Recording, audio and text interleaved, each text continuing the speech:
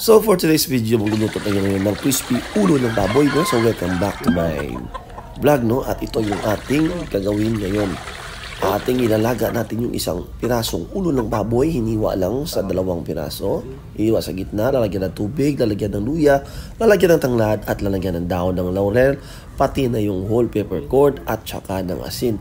At ilaga natin ito mabuti hanggang sa lumambot ang ulo ng baboy, no? Kasi bukas ay kaarawan ng aking yumaong ama. So ito na yung ating simpleng handa sa kanyang kaarawan. At nang balaga na at malambot na yung ating ulo ng baboy ay ating itong pinirito. So pinirito ko ito sa isang malaking kawali.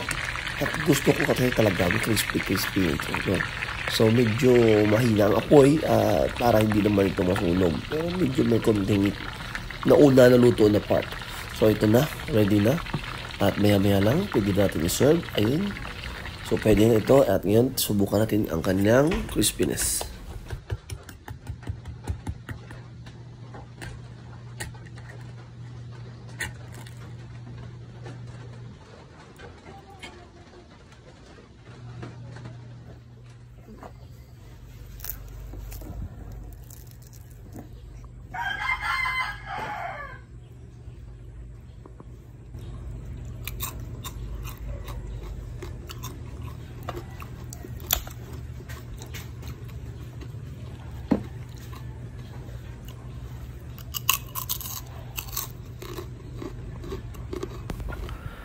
At maya-maya lang dumating na rin dito yung chowin ko. So siya na nagboluntaryo na maghiwa ng ulo ng baboy para naman hindi natin mahirapan sa pagkain, no?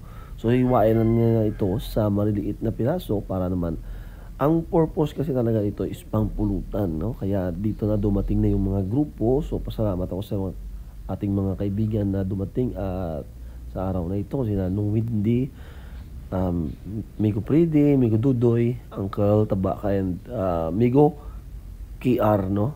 So ito na at hinihiwa na at ilagay natin dun sa isang serving plate or serving dish. At ngayon pwede na natin i-serve na may kasamang maanghang na sausawa na may sibuyas o kaya pwede rin naman kahit na ketchup lang is solved na. So yan yung ating ulo. Kung nakikita nyo, luto siya hanggang sa loob at syempre masarap ang kanyang lasa kasi nga may nilagay na tayong seasoning nung nagpapakulo pa lang tayo ng ulo ng baboy.